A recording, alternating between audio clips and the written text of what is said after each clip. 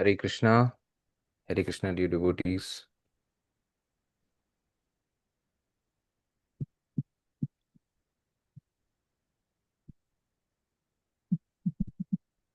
Hare Krishna, Anutam Prabhu and Gauranga Darshan Prabhu and assembled Vaishnavas and Vaishnavis. And pranams to all. Hare Krishna. Am I audible, You Prabhu? are audible, Prabhu. You are audible, Prabhu. You are loud and clear. Please. Oh, Sudarshana Prabhu, can you please welcome Prabhu and then we'll begin with the class. Hare Krishna.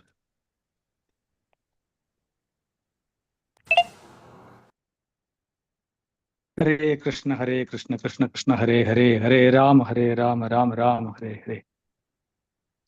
Hare Krishna, and pranam, dear Gauranga Darshan Prabhu ji. This situation has become an opportunity for us. Calamity has become an opportunity for us to have more and more association with you. Hare Hare. So we are taking it as a blessing in disguise, although it has troubled your schedule, but indirectly we are blessed that. So without delay, we are all eagerly waiting to hear from you, Gaurakada. Devotees, please welcome Prabhuji by taking shelter of holy names 3 times. Hare Krishna, Hare Krishna, Krishna Krishna, Hare Hare, Hare Ram, Hare Ram. Hare Ram, Hare Krishna, Hare Krishna, Krishna Krishna, Hare Hare, Hare Ram, Hare Ram, Hare Hare, Krishna, Hare Krishna, Krishna Krishna, Hare Hare Hare, Krishna, Hare Ram, Gauranga Hare Darshan Ram. Prabhuji. Prabhuji, Dandam Pranam, over to you, Prabhuji. Hare Krishna. Hare Krishna. So let's start. I'm grateful to all the devotees here for your enthusiasm and eagerness to hear Gaur Katha on this auspicious season of Gaur Purnima. So let's begin. I hope I am clear. Just give me 1 second.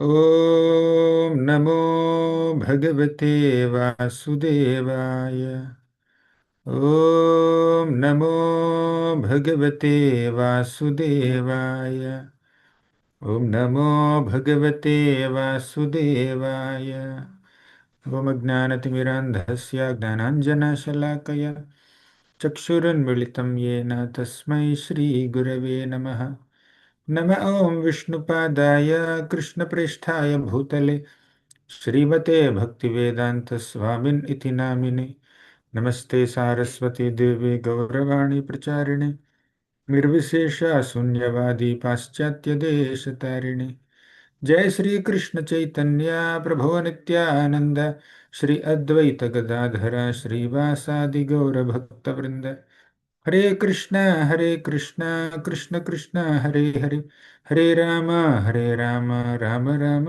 Hare Hare Hare Krishna. I welcome all the devotees for today's session on the reasons for Lord Chaitanya Mahaprabhu's appearance.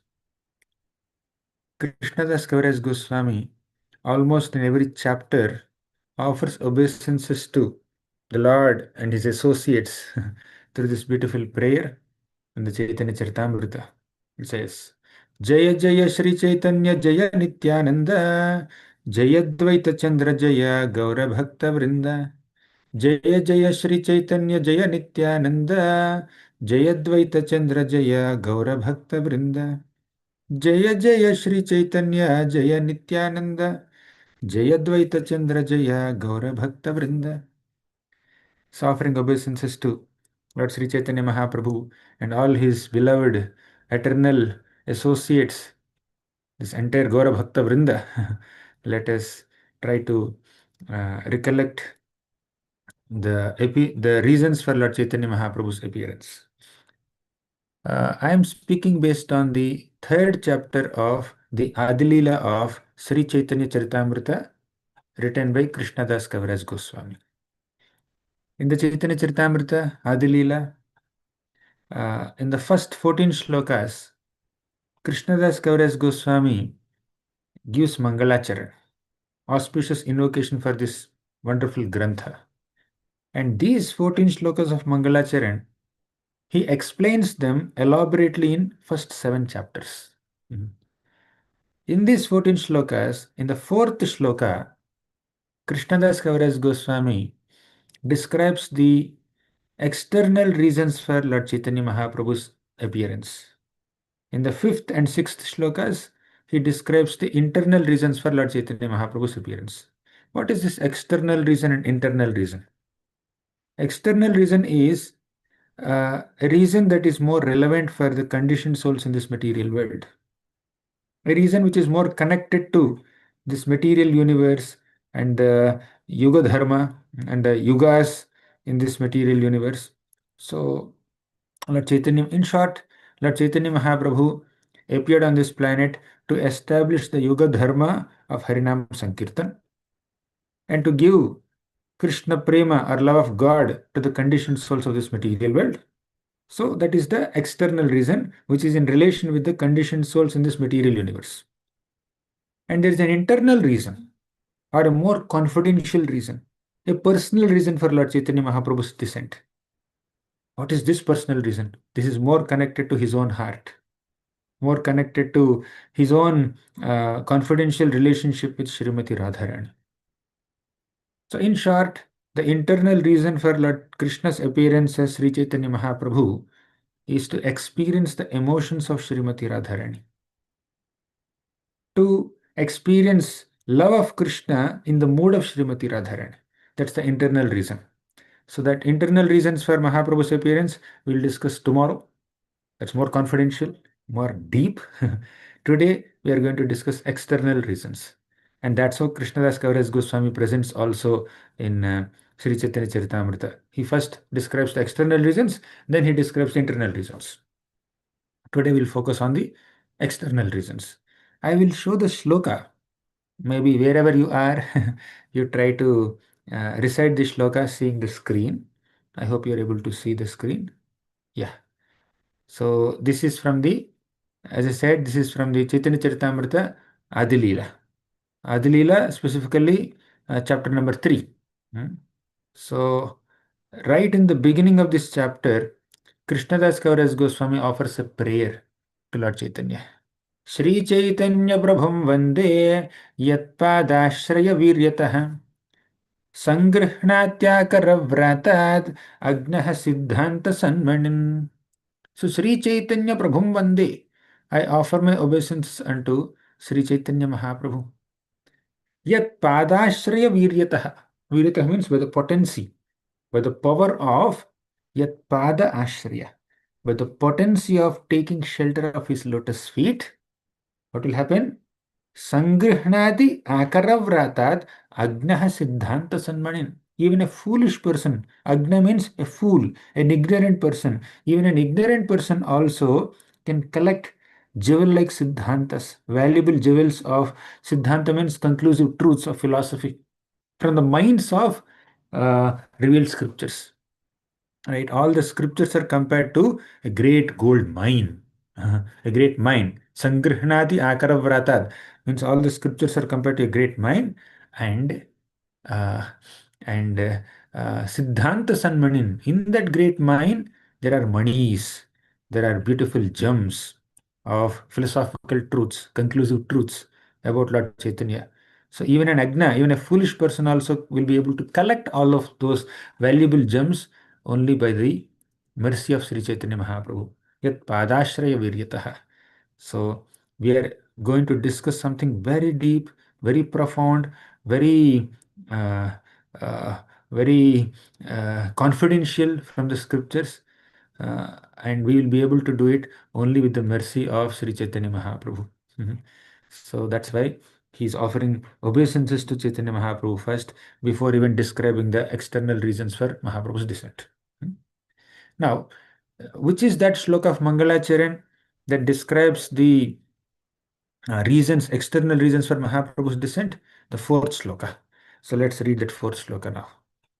I hope you are seeing the screen. Anarpita charim chirat karunaya avatirnaha kalau samarpayitum unnata ujjvala rasam swabhakti shriyam harihi purata sundara dyuti kadamba sandipitaha sada hriday kandare sphuratavah sachinandanaha. So this shloka describes the Bahya Avatara Karan, or the external reason for Lord Chaitanya's advent. And by the way, this shloka also invokes auspicious benedictions. It gives Ashirvad, boons or benedictions to all the readers. So let's discuss this shloka. Anarpita Charim. In fact, our entire class will be a discussion on this one shloka only. In fact, the entire chapter, this entire chapter is a discussion on this shloka, but not a literal meaning, but there are much deeper perspectives of this shloka. So anarpita charim means that which has not been offered by the Lord to all of us for a long time. Arpita means to offer. Anarpita means that which has not been offered. Karunaya avatirnaha kalau. Anarpita chirim chirat. Chirat means for a long time the Lord has not offered this gift to all of us. And to offer that gift, now Karunaya, with great mercy, avatirnaha kalau, the Lord appeared in Kali Yuga. So Lord Krishna mercifully appeared in this age of Kali to offer us something that has not been offered before by any other incarnation. What is that? The second line says. The second line he says, Samarpayitum unnata ujjvala rasam swabhakti shriyam. Samarpayitum, the Lord wants to offer all of us some special gift, a transcendental gift. What is that? Unnata ujjvala rasam. Rasa means juice, literally. But what is the juice in our spiritual context? The juice or the happiness of a relationship with Krishna. And a devotee can connect with Krishna in multiple relationships. As a son, considering Krishna as a son, or considering Krishna as a lover, considering Krishna as a friend, as master, considering oneself as a servant, like the different devotees connect with Krishna in different moods. Sakhya rasa, Vatsalya rasa, Madhurya rasa, all these rasas are there. So amongst all these rasas, the most exalted rasa is Madhurya rasa, the mellow of conjugal love. So Samarpayitum Unnata Ujjvala Rasa means the Lord wanted to offer all of us this gift of Ujjvala Rasa, which is Madhurya Rasa, to the people in this world. Swabhakti Shriyam. Swabhakti means devotional service unto Him only. Swabhakti Shriyam. He wanted to bestow upon us the most elevated, exalted, devotional mellow, devotional service in the mode of conjugal lovers. Madhurya Rasa. And Harihi Purata Sundara Dyuti Kadamba Sandipitaha.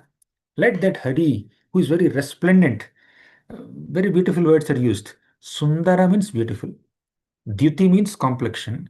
Kadamba Sandipitaha means the complexion of molten gold, the radiance of molten gold. The Lord is resplendent with the radiance of molten gold. Sada Hridaya Kandare Spharatavah Sachinandanaha. May that Supreme Lord, Sachinandana Gaurahari, be always manifest in the inner chambers of our heart. Sada Hridaya Kandare. Hridaya is this heart. Hridaya Kandare means the cave of the heart or the inner chamber of our heart. So let him, not the physical heart, not the organ heart. So there's something called subtle heart, Sukshma heart. So that's the seat of emotions, the seat of feelings, the seat of desires, the seat of love. So let the Lord sit there in the seat of our emotions. So that's the prayer here. So with this, Krishnadas Kaviraj Goswami invokes a benediction also upon all of us while describing the reason for the descent of Lord Chaitanya. So in this shloka, we see that there is external reason for Lord Chaitanya's advent, which is to offer all of us Krishna Prema, that too in the mode of Madhurya Bhav. And finally, he also invokes a benediction upon all of us, that may that Lord Sachinandan Gaura Hari be manifest in your heart. So now let's go into details. Krishnadas Kaviraj Goswami explains this nicely. So Krishna appears on the earth periodically. Once in a day of Brahma he appears. So he has his Aprakata Leela or unmanifest pastimes going on in Goloka Vrindavan eternally. Eternally he performs pastimes. But once in a day of Brahma, he descends from Goloka Vrindavan to this earthly planet and he performs some pastimes here. And what is the time of Krishna's appearance? So as all of us know, in one day of Brahma, there are 1000 Divya Yugas. A Divya Yuga means combination of 4 yugas: Satya Yuga, Treta Yuga, Dwapar Yuga, Kali Yuga. All 4 yugas put together is one Divya Yuga. Like that, in one day of Brahma, there are 1000 Divya Yugas. And that 1000 Divya Yugas period is divided into 14 parts. And each part is called a Manvantara. Manvantara. And that Manvantara is presided by a personality named Manu. Okay. And there are 14 Manvantaras in a day of Brahma. And Krishna appeared recently in this day of Brahma in the 7th Manvantara. And that too in 7th Manvantara, when 27 Divya Yugas passed, in the 28th Divya Yuga, at the end of Dwapar Yuga, Krishna appeared. He appeared in his full potency from the Vrajadham. So clear, right? So in one day of Brahma, there are 14 Manus, 14 Manvantaras. We are in the 7th Manvantara. In this 7th Manvantara, there are 71 Divya Yugas. We are in the 28th Divya Yuga, 28th Yuga cycle. In this 28th Divya Yuga, there are 4 Yugas: Satya Yuga, Treta Yuga, Dwapar Yuga, Kali Yuga. So in that, at the end of Dwapar Yuga, 3rd Yuga, Krishna appeared, which is about 5000 years back. That's what Kaviraj Goswami says. Then, when Krishna appeared, he was very happy to perform such beautiful pastimes in the Dasya Rasa, Sakhya Rasa, Vatsalya Rasa, and Shringara Rasa or Madhurya Rasa, especially in Vrindavan. He was absorbed in transcendental love. He was enjoying with all his dearest devotees in all these 4 rasas. So, after completing his pastimes, he went back to the spiritual world. But after going back, he started thinking, I have not bestowed prema bhakti upon the people of this material universe for a long time. Without such loving attachment, this material world itself is useless. He was thinking, चिरकाल नाही करी प्रेम भक्ति दान, bhakti vina jagatera nahi avasthan. So if you all have Chaitanya Charitamrita with you, you can see in your Veda base or in your book. I am speaking from the 3rd chapter of Adilila. चिरकाल नाही करी प्रेम भक्ति दान, bhakti vina jagatera nahi avasthan. Without bhakti, there is no bliss in this material world. This universe becomes useless without bhakti. But I have not bestowed upon people in this world prema bhakti for a long time. And that bhakti also can be done in multiple modes. One is vidhi bhakti, second is raga bhakti. Now Krishna starts contemplating about these flavors of bhakti now.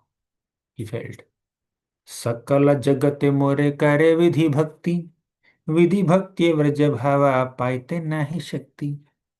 ऐश्वर्य ज्ञाने ते सब जगत मिश्रित, ऐश्वर्य शिथिल प्रेमे nahe mora prita. So he was thinking that sakal jagate more kare vidhi bhakti. In this world, many people perform bhakti unto me according to vidhis, according to rules and regulations. The scriptures set lot of rules and regulations, prescriptions, prohibitions. So people follow all these rules and regulations and serve me according to scriptures. But vidhi bhakti vraja bhava paitena hi shakti. But such vidhi bhakti, But that kind of rule-oriented, protocol-oriented, policy-oriented, prescription-oriented bhakti cannot bestow Vrajabhava. Vrajabhava means the mood in which Vrindavan Vasis love Krishna. If you really want to cultivate that deep loving mood that Vrindavan Vasis have towards Krishna, this kind of Vraja Bhakti, Vidhi Bhakti is not sufficient.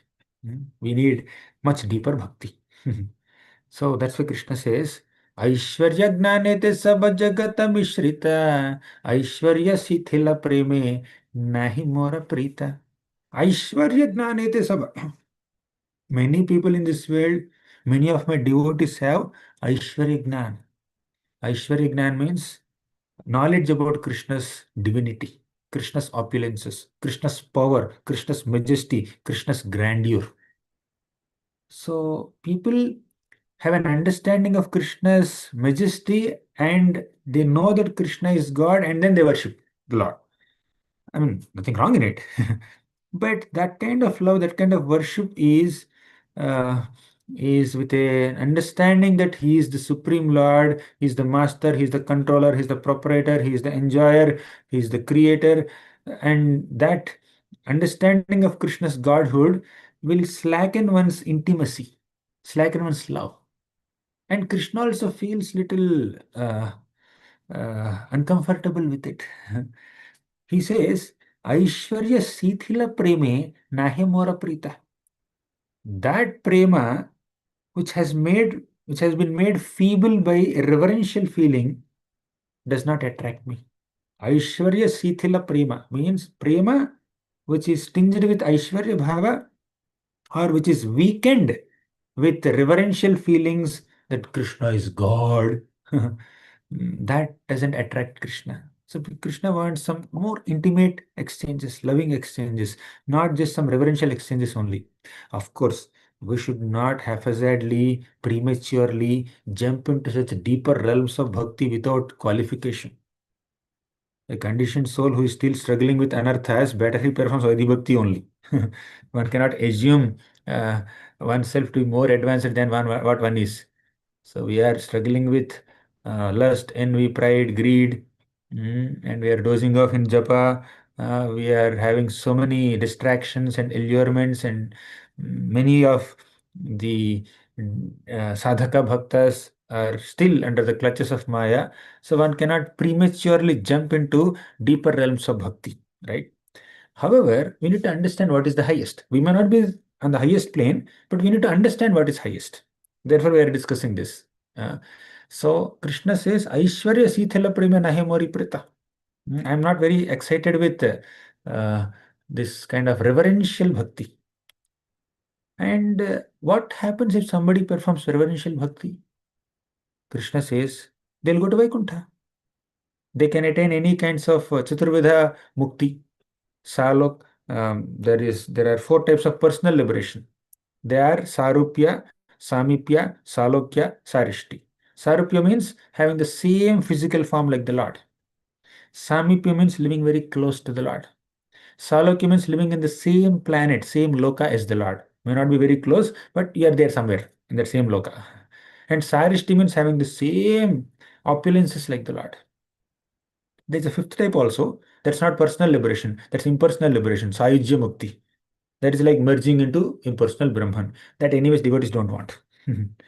And even amongst devotees also, those who are performing Vaidhi Bhakti, those who are more into reverential mode, they attain these 4 types of liberation. But they don't get deeper, intimate bonding with Krishna in Vrindavan, right? So Krishna is thinking like this. Now Krishna felt that I must appear in this earthly planet. I must offer my devotees this Vraja Bhakti. I will inaugurate Yoga Dharma of Nama Sankirtan and make the whole world dance uh, in ecstasy, realizing these 4 rasas. And I will teach by my own example. The best teacher is one who sets a good example. You know, the best gift that we can ever give to anyone on the planet? The best gift that we can offer to anyone is a good example. Good example is not giving an example to explain some concept. That's not the good example I'm talking about. Good example is setting a good example, being a good example. If you want to teach gratitude to someone, you cultivate the mood of gratitude and you be grateful in your dealings, naturally people will learn. If you want to teach satisfaction to someone, don't just give a big seminar on satisfaction. Of course, we can give, but but more than speaking about the principles of satisfaction, if people see that we are satisfied with whatever we have, we are not hankering, we are not greedy, we are not accumulating, we are not eager to accumulate more and more. So when we're satisfied with whatever we have, people will automatically learn this art of satisfaction. So setting a good example, right? So Krishna gave so many teachings of bhakti in his previous incarnations. Especially as Krishna, he taught Bhagavad Gita, he taught Uddhava Gita, and he gave so many teachings, philosophical teachings to his devotees. But he did not personally practice devotional service and teach because he has always been giving teachings of bhakti as Bhagavan. He himself is in the role of Bhagavan as the Supreme Personality of Godhead, who is the object of bhakti or Vishaya of bhakti, and then he's teaching bhakti. But he never had to practice bhakti because he's God. Bhakti is practiced to please him. But now Krishna thought, let me take the role of a devotee and personally perform bhakti and thus set an example for common people. Let them learn seeing me. That is his mode. A teacher may teach ABCD to children. Sometimes the teacher may take the little hand of the child, KG kid, in her own hands, and she will also write A, B, C, D along with the child. Then the child will learn. She knows ABCD already, but still she writes ABCD along with the child just to make the child understand and teach the child. Now Krishna told in the Bhagavad Gita, Satatam Kirta Yanto Mam. In the 9th chapter, he said, always chant my holy names. Where did he say it? In the 14th shloka. In the Bhagavad Gita, there are 700 shlokas. Out of 700 shlokas, the middle two shlokas are shloka number 350 and shloka number 351, right? And shloka number 350 is the 13th shloka of 9th chapter. Shloka number 351 is the 14th shloka of 9th chapter. So 9.13 and 14 of Bhagavad Gita are shlokas number 350 and 351. I was doing this calculation long back, many years back. So in these two middle shlokas, you know what Krishna did? He spoke about Srimati Radharani. Mahatmanastu mam partha daivim prakritimashritah bhajantyananya manaso gnatva bhutadimavyayam. That is 9.13. Who is a Mahatma? One who takes sincere shelter of Srimati Radharani. So in the sloka number 350, Krishna spoke about Srimati Radharani. In the next sloka, what did Krishna say? Satatam kirta yanto mam yatantasya dridhavratah. In the next sloka, Krishna spoke about Kirtan, about chanting the holy names of the Lord and chanting his glories, basically. Kirtan is not only Nam Kirtan, it can be Guna Kirtan, it can be Rupa Kirtan, it can be Lila Kirtan, but any Kirtan. So, Satatam Kirtayanto Mam. Of all types of Kirtans, Nam Kirtan, Nam Sankirtan is the best. Why is it the best? It is the easiest. Anyone can do it. Most accessible. So, in the middle two shlokas of Bhagavad Gita, right in the center of Bhagavad Gita, Krishna kept Srimati Radharani and the holy name. Now that same Krishna who gave the teachings of Radharani and holy name, Mahatmanastu mam partha daivim prakriti ashritaha. Daivi prakriti Srimati Radharani. Mahatma is one who takes shelter of Srimati Radharani, who is Daivi prakriti. Right? Clear? So sloka number 350 spoke about Radharani. Sloka number 351 spoke about Kirtan. So Krishna kept Radharani and Kirtan right in the middle of Bhagavad Gita because these two are very dear to his heart. And he spoke them in the Bhagavad Gita, and he has been waiting for 4,500 years. Who will take these two teachings very seriously? Who will take shelter of Radharani? Who will take shelter of the process of Kirtan? Krishna noticed that not many people do it. Then Krishna thought, I must personally appear as Sri Chaitanya Mahaprabhu and teach them the process of kirtan, and also imbibe the mode of Srimati Radharani, demonstrate the mode of Srimati Radharani, and highlight the glories of Srimati Radharani so that the whole world knows about it. Right? So Krishna appeared as Sri Chaitanya Mahaprabhu to highlight two things. What are those two things? Number one, Srimati Radharani. Number two, the process of kirtan. So this kirtan is the external reason, Radharani is the internal reason. प्रेमानामद्भुतार्थः श्रवणपथगतः कस्य नाम्ना महिम्नः को वेत्ता कस्य वृन्दा वनविपिनमहामाधुरीषु प्रवेश को वा जानाति राधां परमरसचमत्कारमाधुर्यसीमाम् एकश्चैतन्यचन्द्रः परमकरुणया सर्वमाविश्चकार. Prema namadbhutartha. The ultimate artha, the supreme purpose of human life is prema. Prema pumartho mahan. The supreme purpose of human life is to love Krishna. Krishna prema. First gift that Mahaprabhu has given us, prema. And how to attain this prema? Nama, Krishna Nam, chanting the holy name of Krishna. Right? So by chanting the holy names of Krishna Nam, we'll get prema. So these two are the external reasons for Mahaprabhu's descent.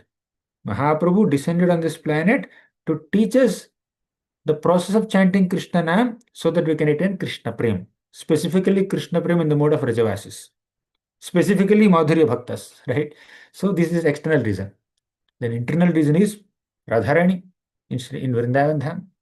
Prema namadhutartha shravanapathagatah kasya namna mahimnah ko veta kasya vrinda vanavipina maha madhurishu pravesha. Who would have ever understood the glory of Srimati Radharani? Glory of Vrindavan Dham if Mahaprabhu has not descended. The glory of Vrindavan Dham is made very popular by Lord Chaitanya Mahaprabhu. Secondly, Kova janati radham paramarasa chamatkara madhurya sima. Who would have ever understood that Srimati Radharani is the madhurya sima, the limit of madhurya prema, if Mahaprabhu has not descended, right? So four things Mahaprabhu has given us. Prabodhananda Saraswati speaks in this shloka that Mahaprabhu has given us four things: Nam, Prem, Vrindavan Dham, and Radharani. He highlighted the glory of the supreme goal of life as Krishna Prema. He highlighted the supreme practice to attain that goal, that is Krishna Nam, chanting Krishna's names. He highlighted that supreme Dham of Krishna is Vrindavan. And he also highlighted that supreme devotee of Krishna, whose blessings we need to attain Krishna, is Srimati Radharani. Ekaschaitannya chandraha parama karunaya sarvama vishchakara. Out of his parama karuna, pahudvijana, out of his deep compassion, the Lord has given us these four gifts. Now, Krishnadas Kaviraj Goswami is describing in this chapter that Krishna was thinking, I will personally practice bhakti and teach everyone. In the 21st sloka, he says that Apani Karim, let me show you the screen. Yeah, see this sloka. Apani Karimu Bhakta Bhava Angikare, Apani Achari Bhakti Sikhai Musabari. Apani Karimu Bhakta Bhava Angikare. I will personally accept the mood of a devotee. Angikar means to accept. What will Krishna accept? Bhakta Bhava, the emotion of being a devotee. He is not Bhakta, he is Bhagavan. But here Bhagavan is accepting the mode of a Bhakta. What does it mean? Being a Bhakta is the source of great bliss. Such a supreme bliss that even Bhagavan also aspires for that bliss. Even the Supreme Bhagavan is aspiring for the bliss of being a Bhakta. He is Bhakta Bhava Angikara. He says, let me accept the emotions of being a devotee. And amongst all the devotees, the supreme devotee is Srimati Radharani. Therefore, he wants to accept the emotions of Srimati Radharani. आपनी करीमु भक्त भाव अंगीकारे, आपनी आचारी भक्ति सिखाई मुसबारे. Apani achari bhakti. I will personally practice bhakti. Achara means to practice. I will personally perform bhakti and sikhaimu sabare. And I will teach bhakti to everyone. So the best teacher is one who personally does things. One who personally does whatever he is teaching and he exhibits a good example. Right? We tell people, chant 16 rounds of Hare Krishna Mahamantra. If we ourselves are chanting one round, we cannot tell others. We can suggest definitely what is good, but when we personally set an example, then people will find it easy to accept what we are saying. So Mahaprabhu, Krishna thought that let me accept the role of Mahaprabhu and perform bhakti and teach everyone. That's the purpose of Krishna's descent. And when Krishna personally descends as Mahaprabhu and chants the holy names, he is also establishing Yuga Dharma, because there are 4 yugas, and in each yuga there is a specific method prescribed by the scriptures to attain the Lord. कृते यध्यायतो विष्णुर्त्रेतायां यजतो मखैः द्वापरे परिचर्यायां कलौ तद्धरिकीर्तनात्. In Krita Yuga, the process of self-realization is dhyayato Vishnu, meditating on the Lord. Krite yadhyayato Vishnu tretayam yajato makhaihi. In Treta Yuga, the process is to perform sacrifices. Dvapare paricharyayam, in Dvapara Yuga, it is to serve the Lord and worship the Lord in a grand manner. But Kalau tad Hari Kirtanat. In Kali Yuga, the process of attaining the Lord is Hari Kirtana. So the Lord appeared on this planet to establish Yuga Dharma of Hari Kirtana. He already said it in the Bhagavad Gita in the middle. Satatam Kirtayantamam. People did not take it seriously. So Krishna said again in the 10th chapter. In the 9th chapter, he said Satatam Kirtayantamam. In the 10th chapter, he said Yajnanam Japa Yajnosmi. Of all kinds of yajnas, I am Japa Yajna. And the sacrifice of chanting the names of the Lord. 2 times Krishna said in the Gita. So there are 18 chapters in the Gita. First 6 and last 6 are like coverings, like box, and the upper portion and lower portion of the box. And the middle 6 chapters are considered the essence of Bhagavad Gita. And in the middle 6 chapters, the middle 2 chapters are considered the essence of the essence. In these middle 2 chapters, 9th and 10th, right? First 6 is one set. 7 to 12 is another set. 13 to 18 is another set. So out of these 3 sets, where each set has 6 chapters, the middle set, which has 6 chapters, is the essence. And in the middle 6 chapters, the middle 2 chapters, which is 9th and 10th chapters, are the essence. In the 9th chapter also, in the 10th chapter also, Krishna emphasized on chanting the holy names. In 9.14, Krishna said, Satatam Kirtayantam. In the 10th chapter, Krishna said, Ignanam Japa Yajnosmi. What else is the proof? Many people, when they question us that why are you chanting Hare always Krishna, Krishna, Krishna? Krishna said it. In the Bhagavad Gita, Krishna said it clearly, right in the middle, he said. Middle 2 chapters, 9th and 10th. So, but Krishna, not many people are taking it seriously. So Krishna thought, let me personally chant the holy names and chant japa, then I will teach everyone. So now Krishna appeared with this thought process. Krishna appeared on this planet to bestow upon us Krishna prema by establishing the process of chanting Krishna Nam. Right. So this is the external purpose of Mahaprabhu's descent. Now Krishnadas Kaviraj Goswami describes certain attributes of Sri Chaitanya Mahaprabhu and also some predictions about Krishna's appearance as Chaitanya Mahaprabhu. First, Kaviraj Goswami says, Lord Chaitanya Mahaprabhu is like a lion. His shoulders are like a lion. His powers are like a lion. His loud voice is like a lion. Prema, Simha Griva means he has shoulders like a lion. Simha Virya has power like a lion. And Simhera Hunkar, he has a loud voice like a lion. And with this loud voice, its full gravity, he chants the holy names of the Lord. May that lion, like Lord Chaitanya, may that Chaitanya Simha sit in our hearts and drive away all our ignorance, drive away all our elephantine vices. So in the forests, sometimes there is a fight between the elephant and lion. In that, lion wins. Here, in this beautiful chapter, Krishnadas Kaviraj Goswami compares all our anarthas with lions, anarthas with elephants, and Lord Chaitanya Mahaprabhu with a lion. If you invite Lord Chaitanya Mahaprabhu, who is like a lion, into our hearts, then the elephant-like anarthas in the heart will run away. Right? There are elephant-like anarthas, big anarthas, lust, envy, pride, greed. So all these are like elephants, huge elephants, powerful elephants. But when one Lord Chaitanya Mahaprabhu, the Chaitanya Simha, when he enters the heart, all these elephants will run away. That is Chaitanya Simha.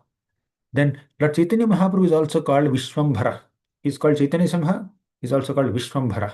Why Vishwambhara? Because he nourishes all the three worlds. Vishwambhara means one who nourishes, one who maintains, one who sustains the entire universe. Vishwa means universe. Vishwambhara means one who maintains the universe. So Mahaprabhu maintains. The third name, Lord Chaitanya, is also called Sri Krishna Chaitanya. Basically, in his early pastimes, he is called Vishwambhara. In his later pastimes, he is called Sri Krishna Chaitanya. So these are various names of the Lord. After taking sannyas, he became Sri Krishna Chaitanya Mahaprabhu. Now let's talk about predictions. When Gargamuni, one second.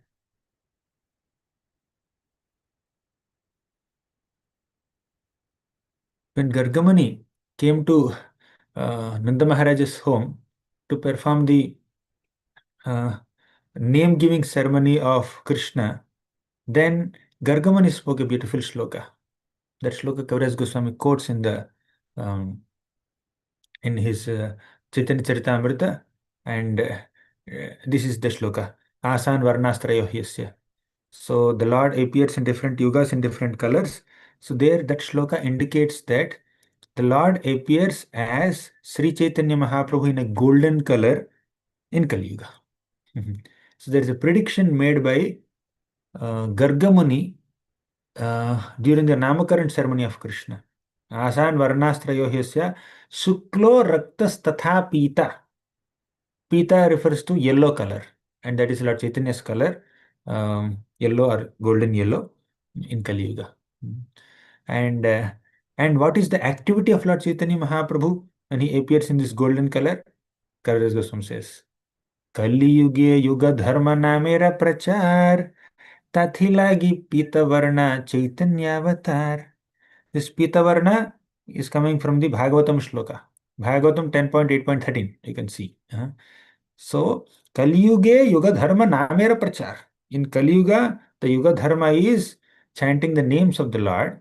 And to do prachar of this process of chanting Krishna's names, the Lord appeared as Chaitanya, Chaitanya Avatar, in Pitavarna, in yellow color. That's the 40th sloka. Then, Kaviraj Goswami quotes, Kaviraj Goswami describes different attributes of Sri Chaitanya Mahaprabhu, his bodily features, his qualities, many other beautiful qualities. So, Kaviraj Goswami says that the luster of Lord Chaitanya is like molten gold, and his body is very enormous. His arms extend up to his knees. His voice is very deep, like rumbling clouds. His eyes are like lotus petals. His nose is like a sesame flower. His face is like the beautiful moon. Therefore, sometimes we call Chaitanya Chandra. And all the decorations on his body are very simple, like sandalwood pulp and sandalwood bangles, sandalwood armlets. Mahaprabhu is dressed in very, very attractive attire with sandalwood and with flower garlands, etc. And Mahaprabhu exhibits different qualities and different moods. Sometimes he's Shanta, very peaceful. Sometimes he's very Danta, very self-controlled. But most of the times, especially in his later pastimes, he's Krishna Bhakti Nishtha Parayana. He's completely devoted to Krishna Bhakti. And he's Bhakta Vatsala. He's also affectionate towards all the devotees of Krishna. Sushila, he's very gentle. Sarva Bhute Sama, he's equal to all living beings. And Krishnadas Kaviraj Goswami quotes a beautiful shloka from Vishnu Sahasranam. And this shloka from Vishnu Sahasranam describes the early pastimes and the later pastimes of Lord Chaitanya. Very popular shloka. Suvarna varno hemango varangas chandanangadi sanyasakritsa mahashanto nishtha shanti parayanah. Suvarna varno hemango. Suvarna. We already discussed this shloka. Shanta Danta Krishna Bhakti Nishtha Parayana Bhakta Vatsala Shushya Sarvabhute Sama. We discussed it just now. Now we are going to this Vishnu Sahasranam shloka. Suvarna Varno Hemango Varangas Chandanangadi. In his early pastimes, Lord Chaitanya Mahaprabhu used to dress himself very beautifully. He appeared like a householder. Of course, he has golden complexion. Suvarna Varna is golden complexion. Hemango, all his limbs are like also molten gold. Varangas Chandanangadi. Varanga means very beautiful limbs. Chandanangadi, these bodily limbs of the Lord are smeared with sandalwood pulp, right? So in the Adilila, Lord Chaitanya Mahaprabhu manifested himself like a nice householder, well decorated with all this sandalwood pulp and others. But in the Sesha Leela, Sesha Leela, basically Lord Chaitanya Mahaprabhu's 48 years of manifest pastimes are divided into two parts. One is Adilila, second is Sesha Leela. Adilila constitutes the first 24 years of his pastimes, especially in Navadvip area. And Sesha Leela constitutes Mahaprabhu's pastimes as a sannyasi. He took sannyas at the age of 24. That is Sesha Leela. And the Sesha Leela is further divided into two parts. One is Madhya Leela, second is Antya Leela. Sesha Leela has two parts, 2A, 2B. 2A is Madhya Leela. And this Madhya Leela describes Mahaprabhu's pastimes as a sannyasi, as a traveling sannyasi. So this Madhya Leela constitutes only 6 years of Mahaprabhu's pastimes. In these 6 years, Mahaprabhu extensively traveled to South India, Vrindavan, Jharkhand, Prayaga, this Dashashwamedha Ghat, and Mathura, Vrindavan. So he went to all these places in these 6 years, from 24 to 30. But last 18 years, from 31 to 48, last 18 years, Mahaprabhu stayed only in Jagannath Puri. So that portion of his pastimes are Antya Leela. Right? First 24 plus 6 plus 18. So 24 is Adilila, next 24 is Sesha Leela. And in the second 24, first 6 are Madhya Leela, last 18 are Antya Leela. Right? Now let's come to the shloka back. Sanyasakritya mahashanto nishta shantihi parayanam. Sanyasakrit means in the second half of his pastimes, Mahaprabhu accepts sannyasa order, pronounced order. And Shamaha, Shanta. Shamaha means he's very equipoised. Samaha. Samaha Shanta. Shanta means he's very peaceful. Sanyasakrit Samaha Shanta. Nishtha Shanti Parayanaha. He's the highest abode of peace and devotion. And he also, Shanti Parayana means there are some people who just want Shanti, who wants impersonal liberation. So Mahaprabhu will pacify them, will transform them. In fact, he will attack their impersonalistic conceptions, right? So he's the highest abode of peace and he silences this impersonalistic devotees. So this is a beautiful shloka from Vishnu Sahasranama Stotra from Mahabharata, where Lord Chaitanya Mahaprabhu's descent is already predicted. That's about Vishnu Sahasranam. But what about Srimad Bhagavatam? Even Bhagavatam also says that Mahaprabhu is going to come very soon. So let's recite a shloka from Srimad Bhagavatam as quoted by Krishnadas Kaviraj Goswami in this chapter.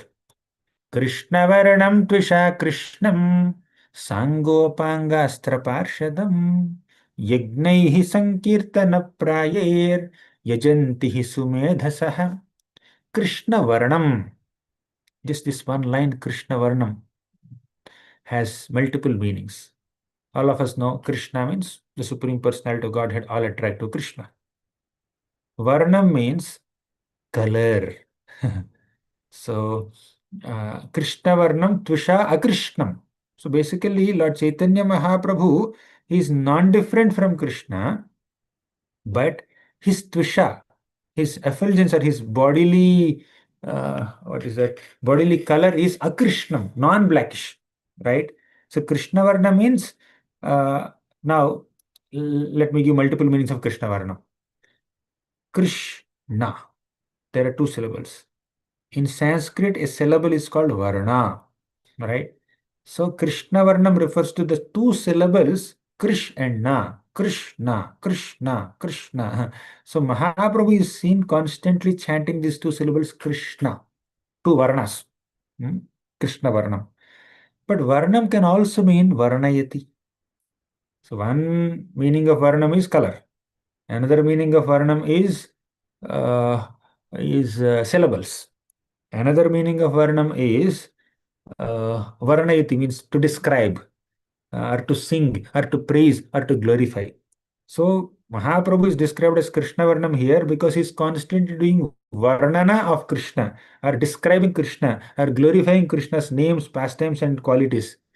Because he's constantly glorifying Krishna's Nama, Rupa, Guna, Leela, there is this Krishna Varnam in this sloka. And also he's specifically chanting Krishna's names, Krishna, Krishna, Krishna. He's uttering these two syllables. And Tvisha Akrishna. Mahaprabhu's Tvisha, Mahaprabhu's bodily complexion is Akrishna, means non-blackish. Because the word Krishna also means black. Akrishna means non-blackish, which is golden here in our context, right? So now Mahaprabhu is constantly chanting Krishna, Krishna, Krishna, two syllables. Let us recollect a beautiful shloka from Rupa Goswami. Tunde Tandaviniratim Vitanute Tundavali Labdhaye Karna Kroda Kadambini Ghatayate Karna Bhute Bhyaspruham Cheta Prangana Sangini Vijayate Sarvendriyanam Kritim No Jane Janita Kiyadbhiramurtaihi Krishneti Varanadvayi Krishneti Varanadvayi Krishna, Krishna. There are two Varnas, two syllables. So Lord Chaitanya Mahaprabhu is constantly chanting these two syllables, Krishna, Krishna, Krishna, Krishna. And Rupa Goswami says in this shloka, actually this shloka is meant for Radharani. When Radharani chants Krishna's name, she never gets satiated. When she utters Krishna's name, she feels Tunde Tandavini Ratim Vitanute Tundavali Labdhaye. And the holy name of Krishna is dancing on a devotee's tongue, Radharani's tongue, or Lord Chaitanya's tongue, or any sincere devotee's tongue. That devotee aspires to have millions of tongues. Why only tongue? This one tongue is incapable of sufficiently uttering Krishna's names. I want more tongues. Sometimes you have a lot to speak about Krishna. Lot of katha. When you read Bhagavad Gita, when you read Bhagavatam, when you read Chaitanya Charitamrita, there is a lot of nectar there you want to share. But we have limited capacity. We only have one tongue, and the throat gets exhausted after speaking 1 hour, 2 hours. You get exhausted. You take kaful, you take other kinds of kada, ginger tea, etc., to soothe your throat. So even in sadhaka stage also, one who is glorifying Krishna finds that I have limited capacity to glorify Krishna. If only I have more capacity, even if I speak 8 hours or 10 hours, if I don't get exhausted, there is some mechanism by which I don't get exhausted by speaking 10, 20 hours. I will continuously speak Krishna, speak Krishna's glories. So devotee has that enthusiasm even in sadhaka stage. What to speak of such great exalted devotees like the gopis of Vrindavan, the Pandavas, Sukadeva Goswami, Vyasadeva, Narada Muni, they have unlimited appetite to glorify. They don't get exhausted like us. We may get exhausted. After giving 2, 3 hours of katha, we get exhausted. When we speak in noisy environments, we get exhausted. When we loudly chant or loudly speak, we get exhausted. But they don't get exhausted. But still, although they have great capacity to glorify the Lord in the best possible poetry without any physical exhaustion, still they feel that their transcendental body is insufficient in sufficiently glorifying the Lord. They feel, I want more tongues. I want more ears to hear the glories. I want more tongues to chant the glories. So Krishna Varnam, Mahaprabhu is constantly absorbed in Varnan of Krishna. Krishna Varnam Tvisha Krishnam Sangopanga Astra Parshadam Sa Anga Upanga Astra Parshadam. There are multiple words here. One is anga, second is upanga, third is anga, third is astra, fourth is parshada. Right? Let's discuss about all these four words. Sa, the first word, first letter sa refers to accompanied by.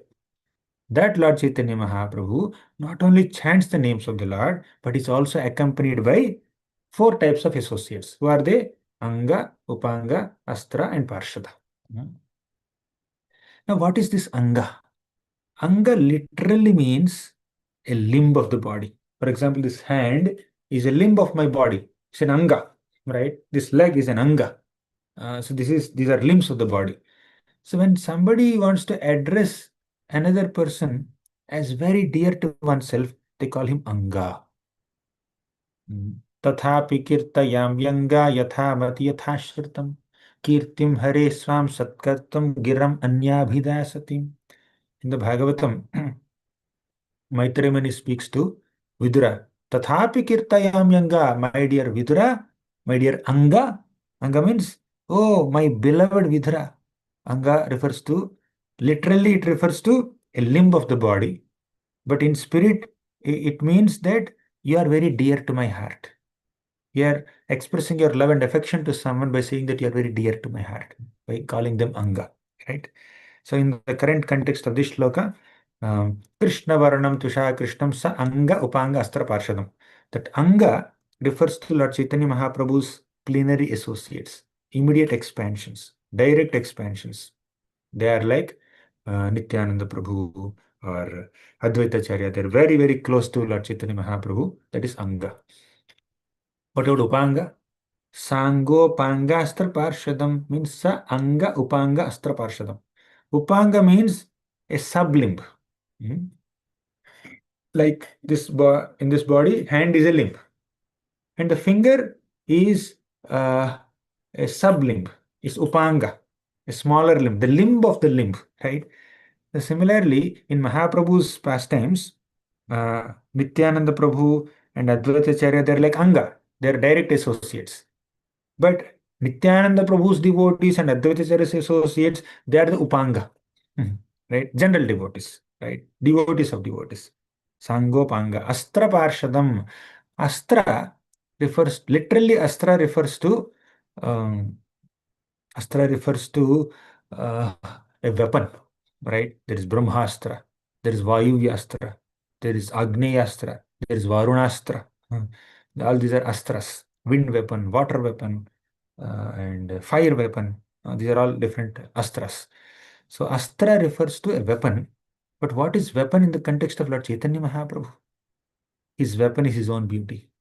Mahaprabhu is so beautiful, and that beauty of Lord Chaitanya Mahaprabhu acts as a weapon that conquers people. And when Mahaprabhu conquers people with the weapon of his beauty, with the weapon of his ecstatic symptoms, he captivates them completely, and he makes them chant the holy names of the Lord. Right? He defeats them, he captivates them, he captures them, and makes them chant the names of the Lord. Right? So, Tango Panga Astra Parshadam. So Anga, Upanga, Astra. Parshada literally refers to associates, right? So Mahaprabhu is accompanied with so many associates who act as his Anga or Upanga or Astra, right? Sometimes devotees of the Lord also act as Astra. Sometimes the Lord's own personal beauty and his ecstatic symptoms act as weapons. Mahaprabhu with the weapon of his beauty. Mahaprabhu is the weapon of his devotion, with the weapon of his tears, with the weapon of his perspiration. He captivates all of us, right? So there is this shloka. Sveda Ashrupalaka Kampa Tahate Bhushan. So Mahaprabhu may not wear Kaustubhamani. Mahaprabhu may not have pearl necklaces. Mahaprabhu is a sannyasi, may not have so many great decorations. But Mahaprabhu's body, golden body, is decorated with all ecstatic symptoms. That's the real weapon. His ecstasy is his weapon.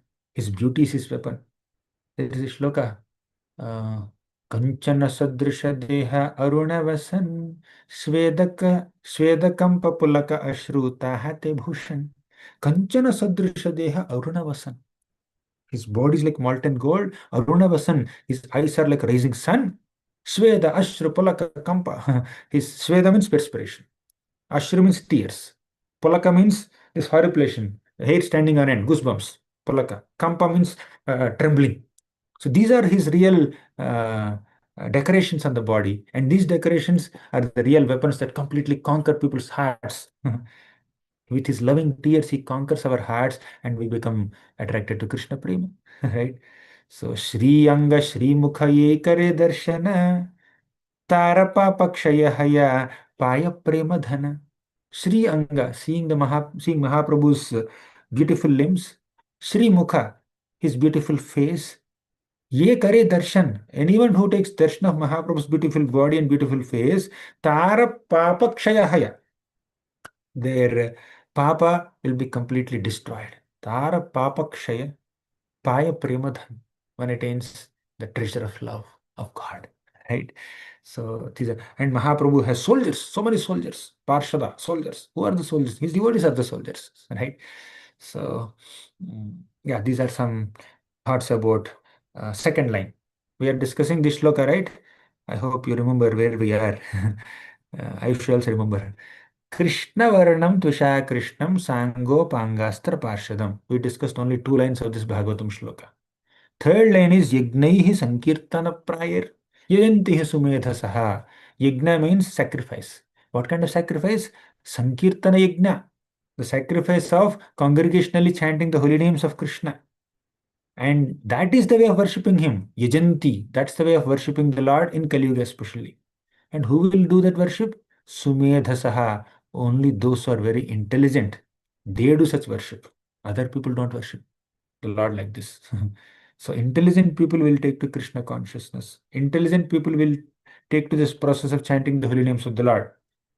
Other people, other quote unquote intelligent people, they think that chanting the holy names, it's such a simple process. Chanting just one mantra, you'll go back to Godhead. No, we have to chant 1 kilometer long mantras.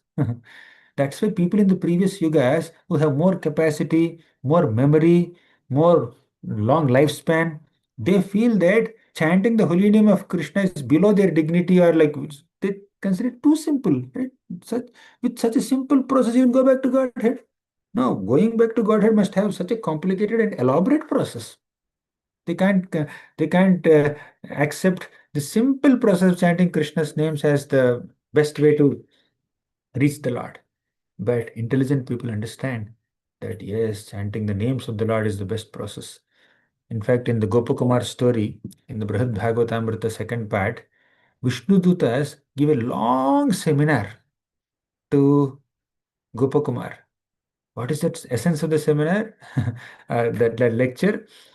Nama Sankirtan is the best way to connect with the Lord.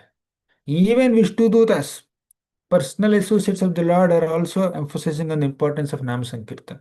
They even say that Nam Sankirtan is better than Shravanam, better than Smaranam also.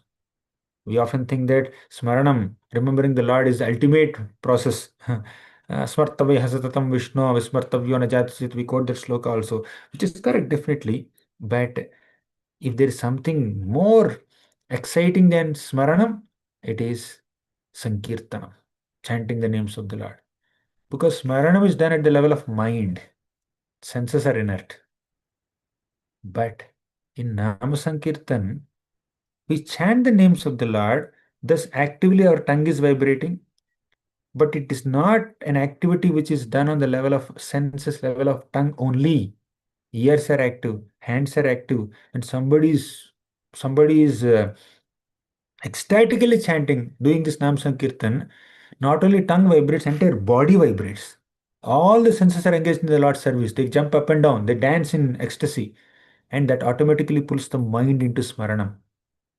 So Sankirtan eventually leads to Smaranam. But Smaranam, of course, Smaranam also can lead to Sankirtan, but Smaranam is done with a much purified mind. But Sankirtan can be done by anybody. Eventually, their mind also is pulled into the holy name of the Lord, pulled into the meditation of the Supreme Lord by doing Sankirtan. Right?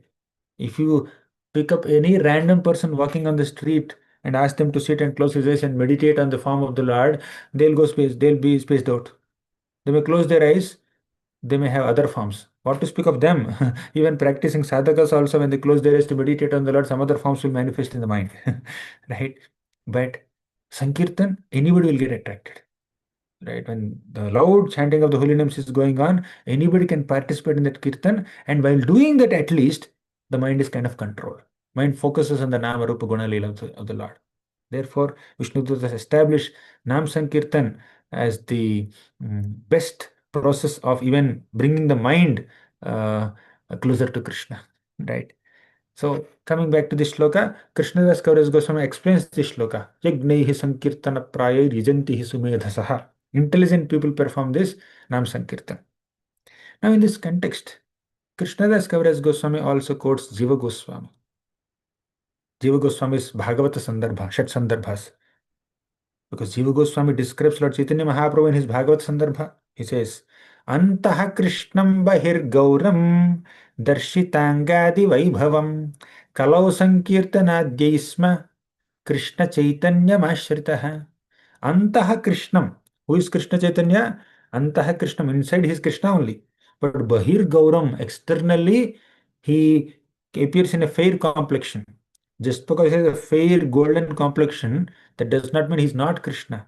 Inwardly he is Krishna only. Darshitangadi Vaibhavam. And that Lord Chaitanya displays his Vaibhava, his opulence. What is that opulence? Angadi Vaibhavam. Anga refers to, I just spoke, limbs. Anga, Upanga, Astra, Parshada. They are all his Vaibhava. They are his opulences. The real opulence of Lord Chaitanya Mahaprabhu is his devotees, his associates. In fact, we also, when we become devotees of Lord Chaitanya, he considers us as his opulence, as his entourage. So, Darshitangadi Vaibhavam, Kalau Sankirtanadi Sma. In Kali Yuga, he inaugurates the Sankirtan movement, and Krishna Chaitanya Mashrayet. Let me take shelter of that Chaitanya Mahaprabhu. Okay. And Antah Krishna can also refers to someone who is always thinking about Krishna within himself. Antah means inside Krishna. There's only Krishna. What is there inside Mahaprabhu's heart? Only Krishna is there. Krishna Prema. Why? Krishna, Mahaprabhu is Krishna only. But Antah Krishna, Mahaprabhu is described as Antah Krishna. So here Krishna is having only Krishna in his heart. But it's not Krishna who is having Krishna in his heart. It is Radharani who is having Krishna in her heart. So Lord Chaitanya Mahaprabhu is Srimati Radharani only. Actually, Mahaprabhu is Krishna, but he is in the mood of Radharani. So he is, as a person, he is Krishna, but in his bhava, in his emotion, he is Radharani. Radha bhava dyuti suvalitam naumi Krishna swarupam. He accepted Radha's bhava, emotion, and Radha's dyuti, complexion. And thus he became Krishna Chaitanya Mahaprabhu. So Lord Chaitanya Mahaprabhu is non-different from Radha and Krishna. Sri Krishna Chaitanya, Radha Krishna, nahi anya. So Lord Chaitanya Mahaprabhu is Antaha Krishnam, Bahir Gauram. So Srimati Radharani is constantly thinking about Krishna. And Krishna, while thinking about Radharani, he wanted to adopt her mood, adopt her emotions, steal her devotional mood, and become Lord Chaitanya Mahaprabhu, right? So then in the Upapuranas, it's mentioned, Krishna himself spoke to Vyasadeva. Ahameva kvachid brahman sanyasashramamashritah haribhaktim grahayami kalau papahata naran. Ahameva kvachid brahman, oh Brahmana, Vyasadeva, I will personally accept sannyasa ashramam. Sannyasa ashramam ashritah. I will take shelter of sannyas ashram, renounced order. And what will I do? Hari bhaktim grahayami. I accept the process of devotional service. And kalau papa hatanaran.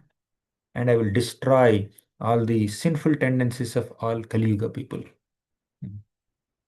Then there is Shastra Pramana. We have just seen references from Srimad Bhagavatam, Krishna Varnam Trisha Krishnam Shloka.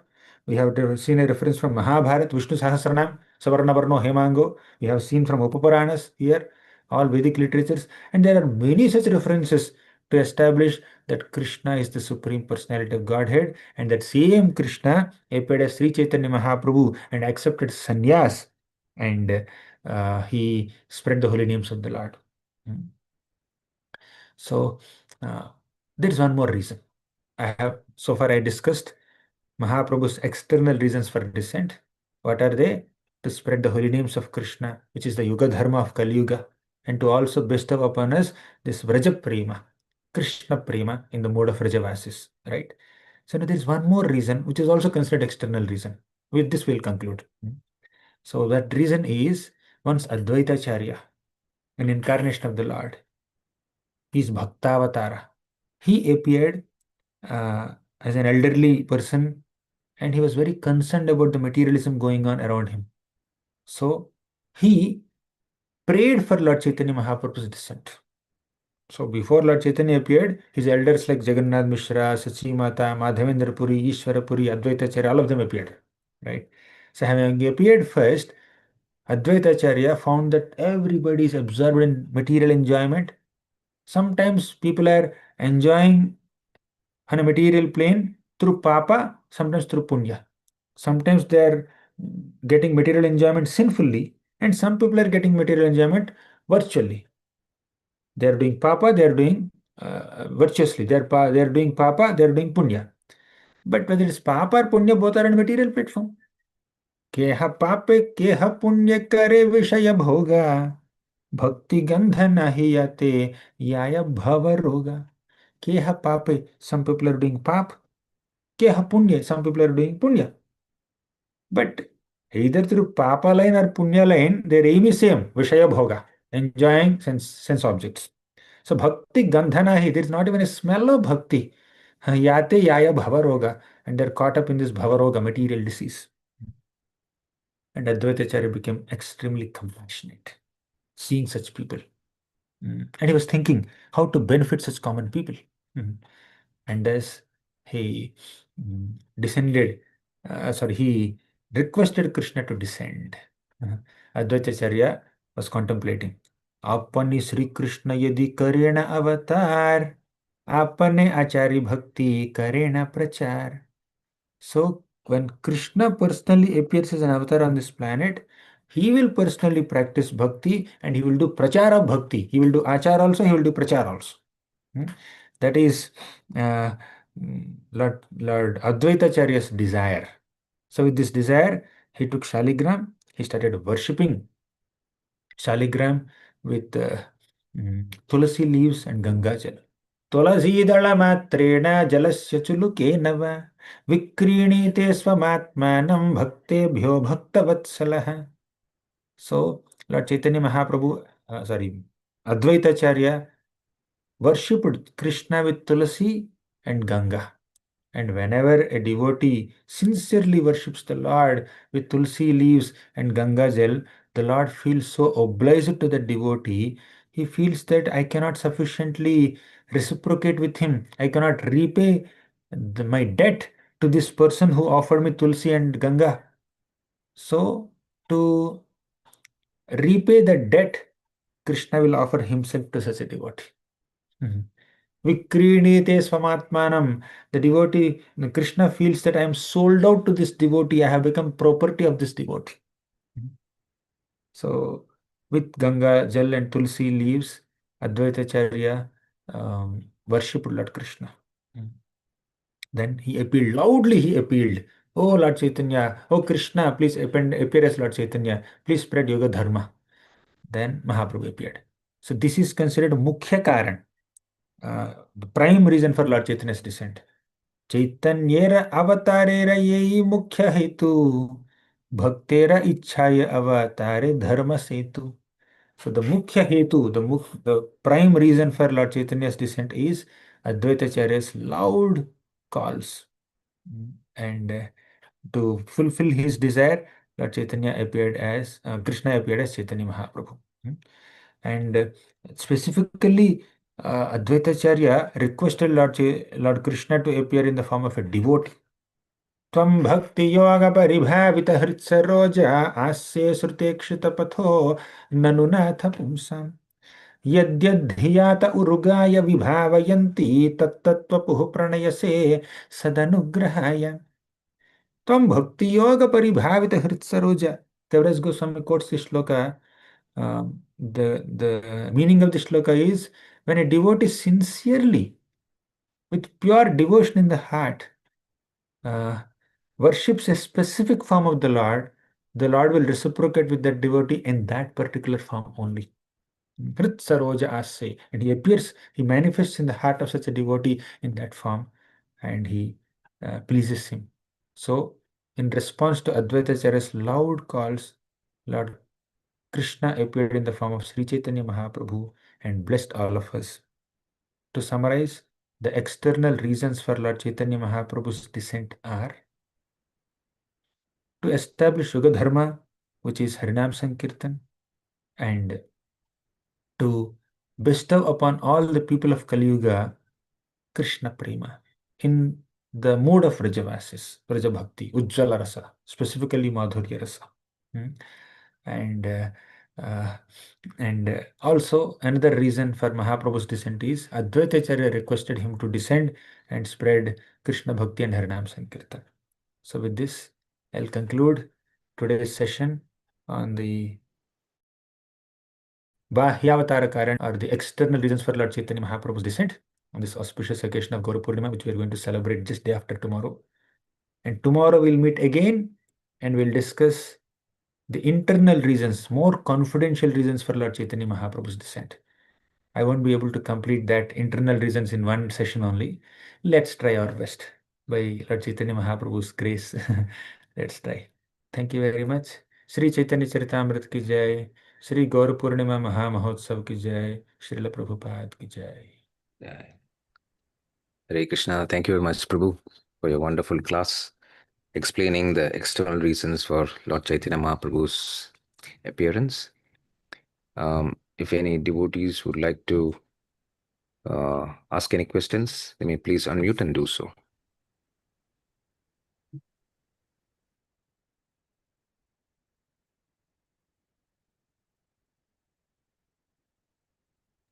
Today, Prabhu, we have devotees not only from Kanaya Desh, we have devotees from Abu Dhabi also. Sarvapalaga Rama Prabhu is here. Yes. Hari Hari Sarvapalakaram Prabhu, thank you so much for your darshan. Throughout the class, I'm seeing you, getting a lot of inspiration from your eagerness and enthusiasm in doing some Katha Sravan. Hari Hari. Okay, no questions. Okay, we will conclude, Prabhu. Okay, Prabhu, just a minute, Prabhu.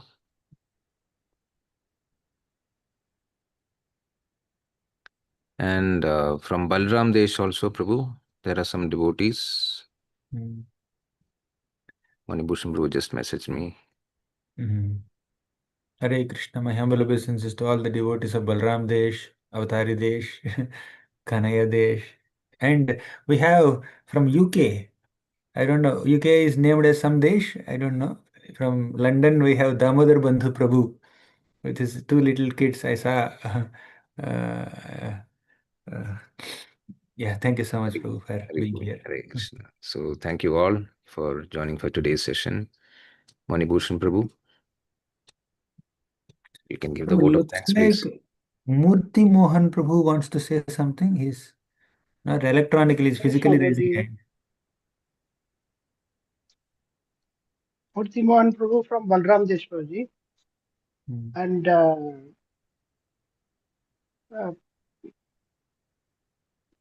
looks like he wants to say something. Right, Prabhuji, please ask from humble obeisances. I'm Murthy Mohan Das from Balram Desh. You can hear me? Yes, Prabhu, we can hear you. Hare Krishna. Danda Pranam. We were eagerly waiting to see you here, in fact. So Manibhushan Prabhu had given this opportunity to hear you on the same day itself. I was eagerly waiting for you to hear that particular sloga. Always you are quoting for Prabhananda Prabodhananda Saraswati, in this particular chapter, I used to recite, I should say that you are my Shisha Guru also in that. Patra vicharanam na kurude na sumbaram vishade. Very wonderful, you are reciting that. Deya vimarshako na hinava kala pradiksha prabho. Thank you, Prabhu. Very nice. Very beautiful. Finally saying that datte bhakti rasamsa eva bhagavan gauraparam gadim. So I should say that you are my, in that way, Shishavru also, eagerly waiting to hear from you, in fact. So Manipushan Prabhu had given me the opportunity to hear from you.